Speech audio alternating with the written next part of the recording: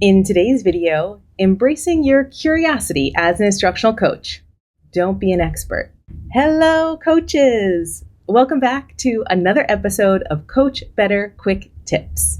My name is Kim Cafino, and I've worked with hundreds of teachers, coaches, and leaders in schools around the world to help them create thriving and sustainable instructional coaching programs. And I'm on a mission to help you coach better. Wherever you are in your coaching journey, we can support you. Come learn with me in one of our courses or private mentoring packages designed specifically for instructional coaches. Join our global Coach Better community, ask any questions you'd like to hear us answer, and find all of our resources for instructional coaches on our website at coachbetter.tv. You can also find us on social media at Eduro Learning or at our Coach Better Facebook group, and subscribe to our channel here on YouTube to catch all of our latest videos. If you're not sure where to start, take our free quiz to get a tailored list of resources delivered straight to you and designed specifically for your level of coaching experience. Find it at coachbetter.tv/quiz. In today's episode, we're talking about embracing your curiosity as an instructional coach and letting go of feeling like you need to be an expert. Over the years, in the courses I teach, in the consulting work I do with schools, and the workshops I've offered, I've worked with so many educators who are learning to become coaches.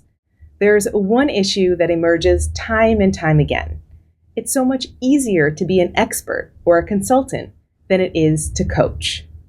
Whether it's building peer coaching skills among a full faculty, or inside the Coach Certificate and Mentorship Program with educators who are learning to be instructional coaches, or in workshops with teachers who are just learning about coaching, we all feel very comfortable in the consultancy dynamic.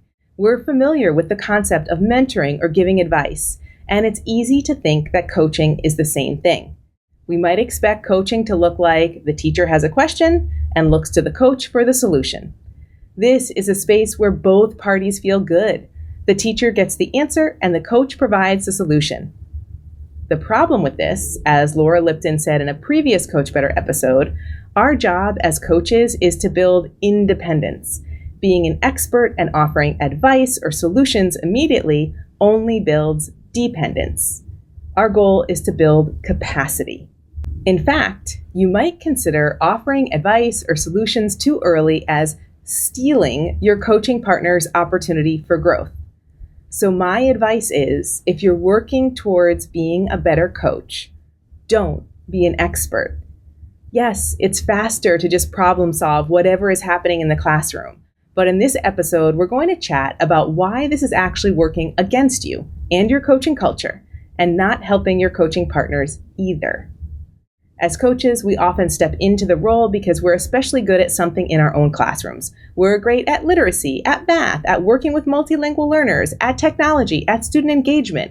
Whatever it is, we've been noticed for the great work we're doing in our classrooms. This is a wonderful way to open the door to classroom visits, modeling, and sharing expertise. However, being an expert can really get in the way of being a coach. When you see yourself as a subject area expert rather than a coach, you often immediately diagnose the problem like a doctor without spending enough time listening to what the teacher is actually saying. When we think we know, we tend to listen less. We often reinforce the expert-learner dynamic rather than focusing on building capacity within your coaching partner.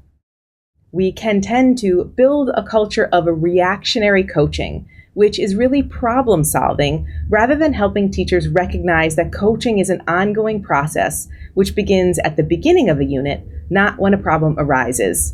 Check out a previous episode about moving from reactive to proactive coaching for more info about this. I'll link it up above and in the show notes for you. The extra challenging part about this is that our coaching partners also often want an expert to solve their problems too. This can happen when our coaching partners have misconceptions about coaching versus consulting. Consulting or mentoring is when an expert is passing on guidance and knowledge. Coaching is when a peer is providing thought partnership combined with objective data for reflection. We talked about exactly this difference when I was working with a school on developing a coaching mindset across the entire faculty. One of the challenges we discuss is that when a peer coach is not an expert in the teacher's subject area, they might not understand some of the vocabulary the teacher may use. This is not necessarily a bad thing. It really is completely unrealistic to think that schools would be able to have an expert in every subject area as a coach. It's simply not sustainable. Instead, we need to think about coaching as a way to build capacity, not dependence.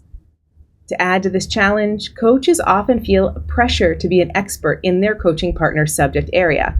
This is really not a realistic expectation. Schools do not have the financial capacity to hire an expert teacher in every subject area at every grade level to be a coach. They hire a coach to help the expert teachers they've already hired process their thinking and reflect on objective data with a non-evaluative thought partner. Coaches can also leverage the power of a coaching mindset. Check out our previous episode on the 5 domains of a coaching mindset, which I'll link up here and in the show notes, to work with those subject area experts within the school community, like the heads of departments, to get that subject area expertise alongside their expertise as a coach. So, if you've been stuck thinking that you need to be an expert in everything to be a good coach, I would like to invite you to reframe this perspective. Think about your lack of subject area expertise as an asset to your coaching, not a deficit. Remember, your coaching partner is the expert in their subject area, in their students, in their grade level, and their age range. When you enter into a coaching conversation with this mindset, you must respect the expertise of your coaching partner because you don't know all the things that they're an expert in, which allows you to listen with genuine curiosity, to stop trying to be an immediate problem solver, so your intentions are around building your coaching partner's capacity, and you can be intentional about slowing down, paraphrasing, and pausing during the conversation so you truly understand what your coaching partner needs, since you really can't make assumptions. Instead of trying to be the expert in everything, be the expert in the process of coaching. The skills of being a great coach are much more complex than it may first appear. Learning how to navigate coaching stances, we have an episode on that, I'll link up here in the show notes for you. How to ask just the right questions, and we have an episode on that, I will link up here in the show notes for you. And to be invitational throughout the process is the skill of coaching. This is what supports our coaching partners to build their own capacity. So if there's one thing you can do to build your coaching skills, is not to be a content area specialist. Your expertise is getting in the way of your coaching. The key is to develop a coaching mindset. I already mentioned that previous episode, which I'll link above and in the show notes, where we let empathetic listening and curiosity be the lens through which we structure our conversations. If this is something you're building in your coaching practice right now, come join us in one of our courses for coaches. We include intentional time to reflect on your current coaching capacity so you can build the next set of your coaching skills at the level that's right for your experience. Each of our global cohorts will help you take the next step in your coaching practice. As an educator or a leader ready to learn about a coaching mindset in the Cultivating a Coaching Mindset course, as a brand new or aspiring coach in the Getting Started as an Instructional Coach course, as a current coach or an educator ready to build a thriving coaching program in the Coach Certificate and Mentorship program, or as a coach who's ready to lead in Coaches as Leaders.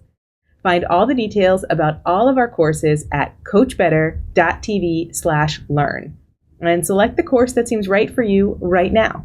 Our global cohorts open only once a year.